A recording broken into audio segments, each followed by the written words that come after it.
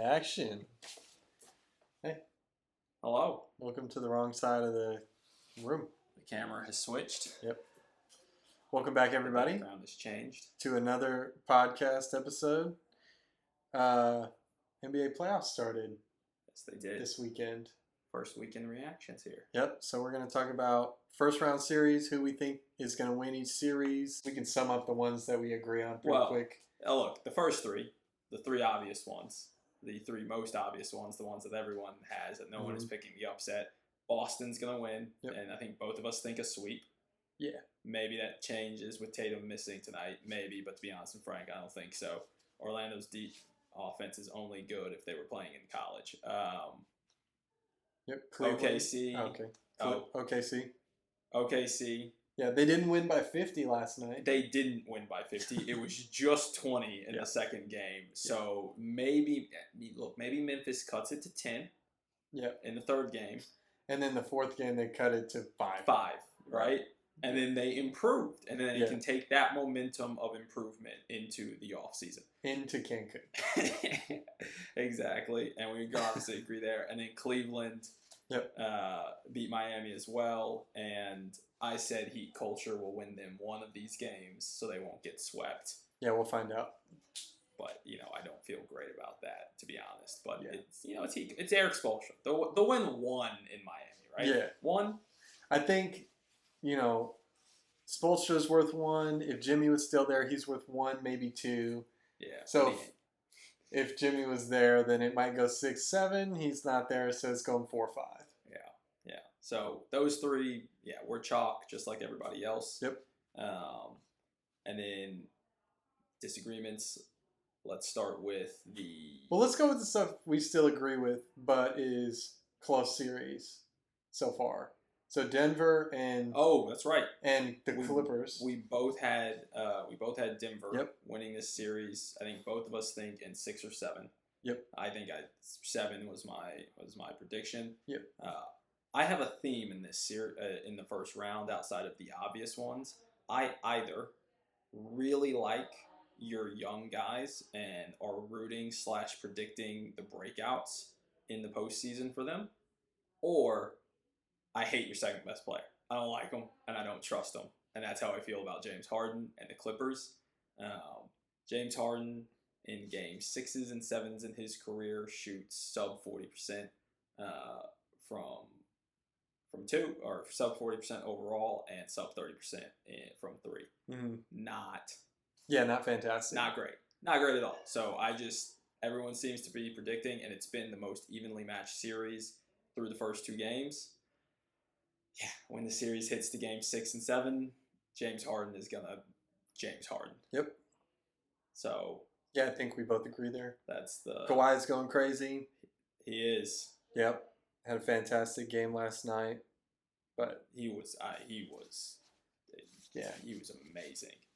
Cool. So we agree there. Yep. And then moving on to, we could talk about the Lakers and the Timberwolves. We agree on this series. We do agree. We both think that the Lakers are going to win it. First game that I watched, we had this conversation about how I said the Lakers' defense is not very good, and then that happened in game 1. And I said audibly, not to you, but out loud, I said the Lakers are going to have to learn how to play defense real fast, or they're going to lose this series. And then in game 2, they learned how to play defense real fast. So holding them to 85 points. Yep. So series is tied up. If you're Minnesota, though, going back to Minnesota stealing a game is exactly what you want. You got home court. Right. You got home court back in yours. Yep. And I will say this. As I said, my theme is either young guys breaking out or I don't like your second best player. Yep. And in this series, it's Randall. Randall has not been good in the postseason at all in his 15 postseason games.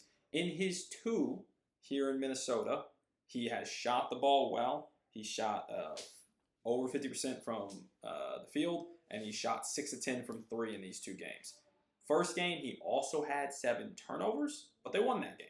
Yep. So, by all means, Randall has proven himself. Proven's probably too strong of a word, but has not been the detriment that I predicted that he would be. Yeah. And that think will still end up being later in this series. Mm-hmm. But if he isn't, that does. I don't think that changes it drastically because I still think Luka and LeBron are just playoff performers, are just going to be a step above. Yeah. But look, one thing I don't think we talked about a ton that maybe is discounted between Randall and Naz Reid. They can toss a big body out there to have on LeBron that's not just going to get completely bully ball all the time, right? Yeah.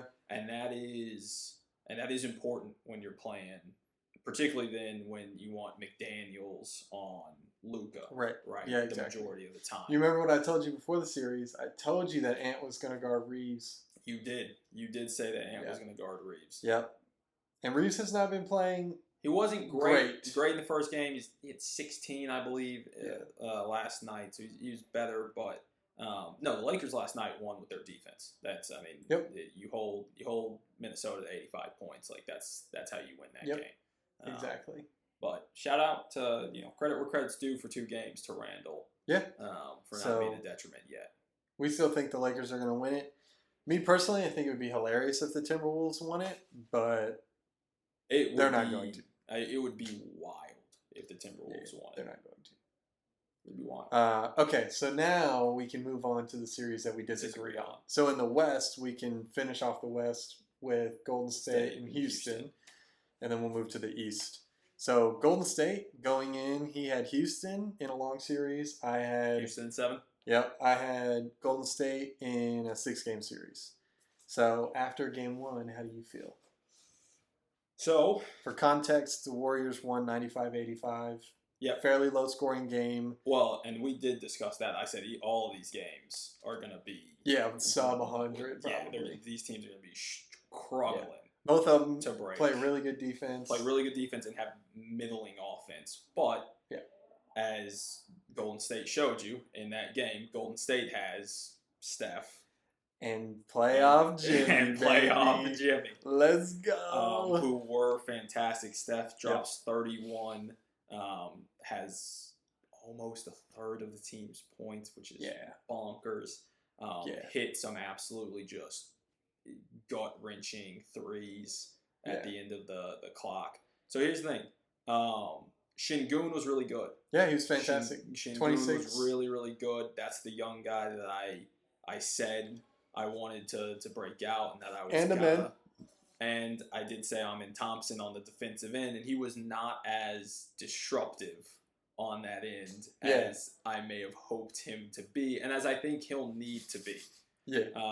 The other young guy on the Rockets is Jalen Green, and you pinged me or texted me because you kept saying young guys. I did. So I just threw it in there. I said Jalen Green maybe. Jalen Green has spent 4 straight years being very consistent at shooting 40% from the field. 42, I believe, actually. So I was not betting on him, but he has to be better. Him and Van Vliet, one of them needs to. Van Vliet started the game 1 for 10 from 3.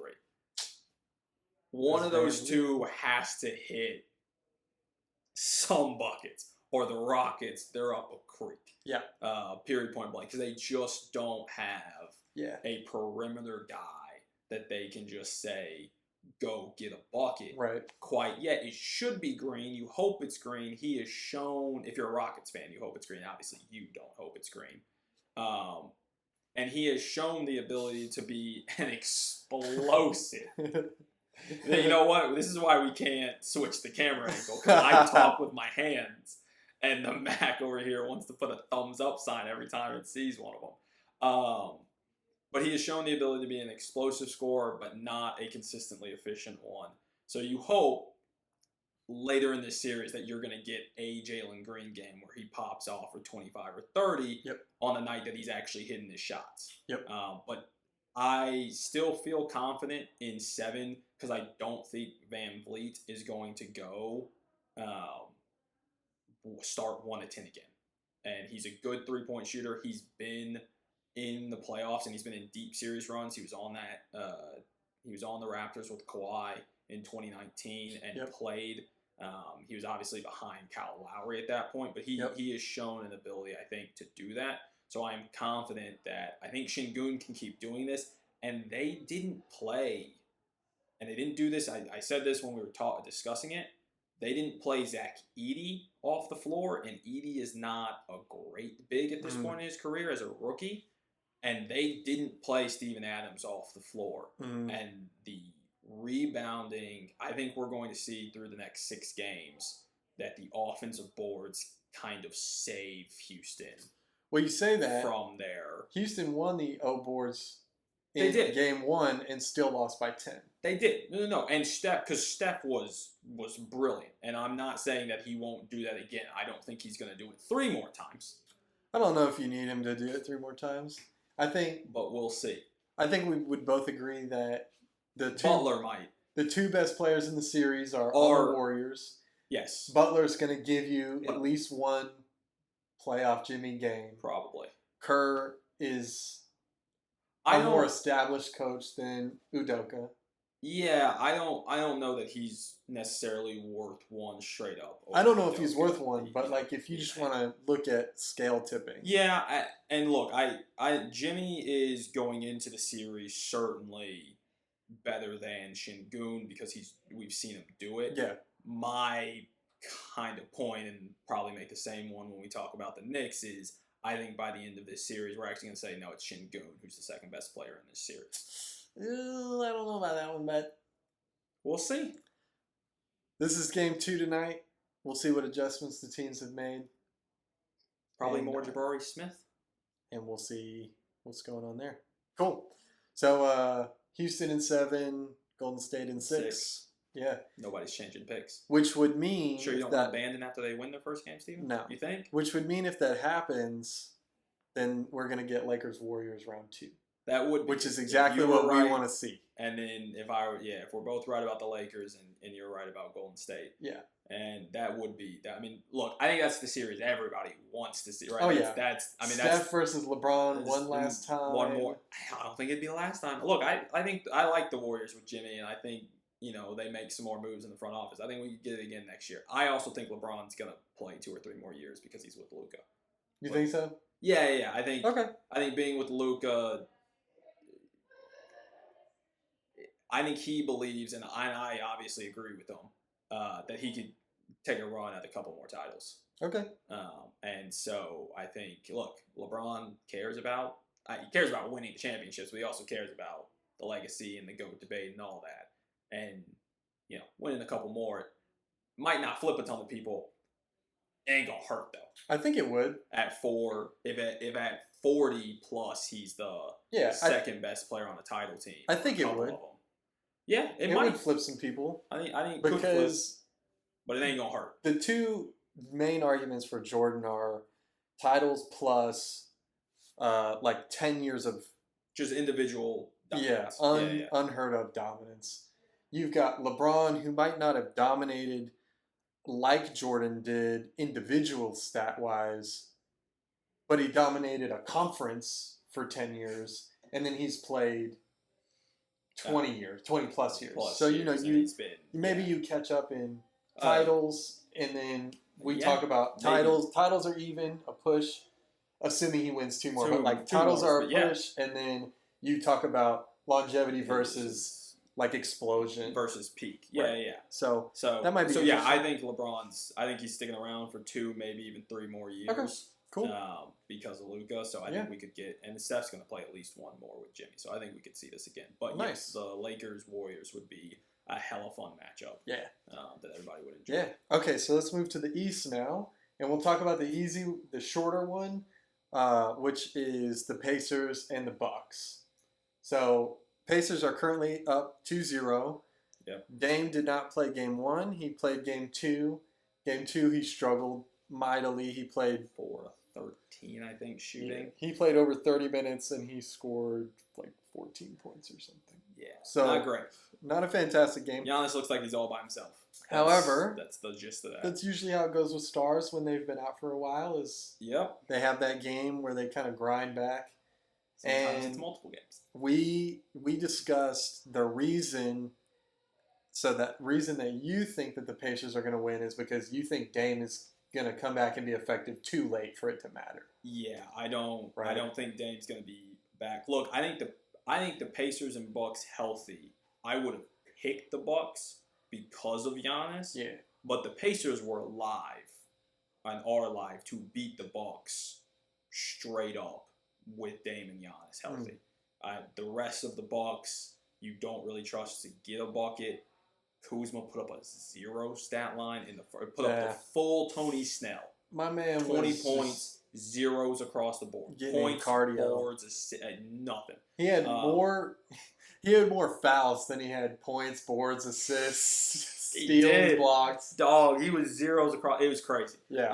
So I am not real high on the Bucks core outside of those two. In fact, I'm very low on them. So I think Indiana was live to beat them whole. Yeah. Now you've basically spotted Indiana 2 games. And that's tough. Even if Dame comes back and let's say he's back, right? Struggled. This is the rust game. Mm-hmm. And let's say he's back to being Dame in the next game. Now you got to win 4 out of 6. Yeah. They got to win 2. And that's or really 4 out of 5. 4 out of 5, yeah. I mean, that's tough. That's just really tough to do. Even if you're live against Indiana's a good team. They're again, I don't think they're a great team. I think Halliburton's a really good player. I had him 3rd All NBA this year. Mm-hmm. But that's just tough. Well, I also think Indiana has the coaching advantage. That's fair play. Yeah. For whatever reason, Milwaukee cannot figure out their coaching situation. Ime Udoka was on the block. And they passed him, probably because of some off-court stuff. But he was on the block. That would have been a fantastic coaching fit. Because look at what he did with Houston. That's fair. You know what I'm saying? That's fair. No. So I still think that the Bucks are going to win. I trust my guy Giannis. I think that Dame is going to come back and play well. Now, if you think about it, Indiana has home court in the series because they were the higher seed. So they started in Indiana. Yep. If you're Indiana and you play your first 2 games at home and you win the first 2, that's what should happen. Sure. Right. So from the Bucks' perspective, that's what should happen. Right. Everything is plans. Right. So we'll see. Game 3, I think, is going to be the defining game. Well, where we know. Yeah, I mean it's must win. Are the Bucks gonna? Yeah, you can't make this a series, or are they gonna roll? Nah, I mean, no one's come back from 0-3. Yeah, you can't go down 0-3 one way or the other. So we'll see how that goes. Cool. And then last one that we have is the Pistons versus the Knicks. Series is currently tied at 1 apiece. So in game 1, the Knicks were down 20 in the 4th, went on a 21-0 run. Outscored them 40-21 in the 4th quarter. Yep. I think they technically started the run at the end of the 3rd, but yeah, it was. And then Detroit looked like a young squad. And then in game 2, it looked like Detroit was gonna let that happen again, and then they almost let it happen again. It looked like it was gonna be a repeat of game 1. Yeah, Brunson had a game-tying 3 with 30 seconds left, bricked it. And then Bridges had a wide open key from the top of the wide open 3 from the top of the key in the 4th quarter. If I'm not that mistaken. would have tied the game as well. So yeah, they had an opportunity. Here's what I'll say about the Knicks. For those of you that watched the last episode we uploaded, I'm a Knicks fan, and so I have thoughts about the Knicks. Okay, I think honestly, for the first 3.5 to 4 or 2.5 to 3 quarters of the game, every game, the Knicks look like how LeBron usually looks when he's cruising, waiting for the 4th quarter for himself to pop off, except it's all the starters because they know they're not going to get any rest. So if they go all out, this is what it looks like to me is in the first half and then halfway about through the 3rd quarter, they're tempering. It looks like they're trying to pace themselves until the very end when they know they're going to have to let all of their energy out. That's personally what it looks like to me. Yeah. I can actually buy that. That would be I think that's pretty damning of the coach. Oh yeah, 100%. Right? And Thibodeau gets not like he doesn't get flack for this. He gets a ton of flack for the number of minutes that he plays them. I think for most people it's the fact that their playoff minutes not really that different than the regular season minutes, right? Like Brunson played 44 minutes in game he played two. 40. Yeah, he played 40 plus minutes in both games. Bro, I mean, look. Here's the thing. You're gonna see Luka do that a lot. You're gonna see guys like LeBron do that a lot. The difference is you're not gonna see him do it a ton in the regular season. right? Yeah. I think again, just sticking with my themes. Look, in the first game and at points in both of these games, Cunningham has looked like a young player playing his first playoff series. Yeah. He had 6 turnovers in the first game. 3 of them came in the fourth quarter. Yeah. They weren't great. Yeah. But he bounces back and he's 30 points in this game. He looks a lot better. Yeah, he right now is like attempting to match Brunson's productivity. And correct. if you can nullify, this is what I'll say. If you can nullify Brunson, then I think that the Pistons have a really good shot. Yeah, I mean, look, especially if Cat is not going to take a shot, and that's the other thing, bro. What? Right? Like Cat has had his playoff moments, and he is not always bad. I don't think he's Randall, and I don't think he's Harden, but he certainly has his games and moments where he just like disappears. And the not shooting in the fourth in this game, not shooting at all when you're Karl-Anthony Towns in the fourth quarter is pretty inexcusable. But you remember watching this game, Brunson went to the locker room at one point in the fourth. Yep. Like off the court, late in the fourth for 2-3 game minutes or something like that. Yep. And you would think if there was a point that Karl-Anthony Towns was going to be like, oh, all right, guys, look, obviously, God damn it. Obviously, Brunson is the engine of that offense. Yep. And some of Towns not getting involved is, I mean, Brunson's the point guard. Like you have to, you got to get him. You have to know that, like, hey, we need to run our 2-man game, and I need to look for him. I need to see that he's got a small guy on him. But when Brunson leaves, I mean, anybody on the Knicks, but Karl-Anthony Towns, my guy, you got Tobias Harris on you. Yeah. Say, hey, yo, give me the rock and let's run, because I said this as we were prepping for it as part of my reasoning. I feel like the Knicks fired both barrels this offseason with the Bridges and the Towns trade, and it didn't bump them up the tier that they needed to get bumped into to compete with. At the time, we thought just Boston, but now Cleveland as well, as we saw once the year played out.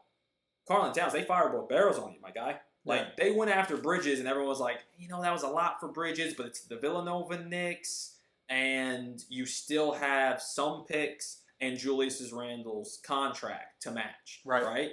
So it's fine. And, we'll let this play out, and then we'll see. And they didn't. They went all in on you, not shooting in the fourth quarter of a game like this when Brunson's gone for 2 or 3 minutes. Yeah. Dude, that's just not excusable. Now, I will say, you remember before the series, you said that you think that they play hero ball a little bit. And I thought they were going to tense up. They do play hero ball, and that's Brunson's game, and I don't hate that. Brunson's good enough at it. Like I wouldn't level that as like a real criticism at them. Well, I think they need to get more action in the offense. So get some more movement. Yeah. So what I noticed is when they get stale, the ball stays in Brunson's hands, or maybe swaps hands once, and then it's hero ball. If that's not working out, then you need to get actions going. And the only time that I noticed that they started to get the defense in rotation is on inbound plays, where they were forced to do an action. Generate action. Sure. And there was a few inbounds plays in the second half that I saw where they got actions and they got wide open looks. How many shots in that in-game 2 were wide open? That weren't transition buckets. And Brunson's to tie it at the end, right? Brunson's and then Bridges. Those are the only 2 wide open shots that I saw from the Knicks. And that might be a reason to put the ball in Cat's hands more, right? Throw it down into the post where he's got the size mismatch and see if you can even just get some split actions and different and off-ball screens. So, I think so. Those are my 2 pieces of analysis. I think that because they play too much, they are tempering their pace early in the game, which sort of makes them fall behind to where they have to catch up. Sure. And then the second thing is nice. The second thing is they need to get more action in the offense. At least early in the game, because I get it late in the game. If you want to put the ball in your best player's hand, well, and yeah, then have him cook, you're gonna put the ball in Brunson's cool. hands. Yeah, 100%. But yeah, early in the game, y'all need to get actions for easy buckets. Yeah. So Cat can't go 0-4. So you got to shoot at least. I picked the Knicks in 6. I picked the Pistons in 7. I'm actually gonna slide my pick to 7 games. To 7 now. So it's, in my opinion, it's gonna go Knicks in 7 because Knicks have home court so far. Oh no, they have to take it back. They have to take it back. Sorry, they got to go win in Detroit. So I think. Detroit's gonna be popping. They haven't had a playoff team, and let alone right. I think. Oh yeah. I think Detroit's gonna get up 3-1. Really? I think they're. I don't think so. I think they're gonna win both games in Detroit, and then we're going to watch the Knicks win the next 2 because Detroit's gonna be young and they're gonna be like, hey, we got a 3-1 lead. Yeah. Game 5, the Knicks are just gonna wax them, and they're gonna be like, we're just gonna go home and then win in the home, and that's not gonna happen. Yeah. But I do think that's how we'll get to 7. But we'll see. So cool. One more thing, since we didn't get the last pod, we won't spend as much time breaking this part down because we'll just kind of do the series as they come now. But your championship is OKC and Boston. And your winner? Boston. Did you have a games prediction? I didn't do a games prediction. I have LA Boston. Yeah. And I got to tell you, OKC, making me a little nervous. Dude. OKC, I know. Like, the Grizzlies are not a bad team. The Grizzlies, they're not a great team. They shouldn't be this bad. Right. And granted, look, they have no coach. They've kind of fallen apart here at the end of the year. But when you smack a team by 50, yeah, and then you with back your it best up, player, with SGA not playing well, that's not, dude. So before the series, we talked about why I thought that OKC was going to make it to the finals versus why he thinks they're not, and the key was Chet and Jalen. Right, those two guys were the key. Questions about whether or not after these first 2 games, the second best player on the title team.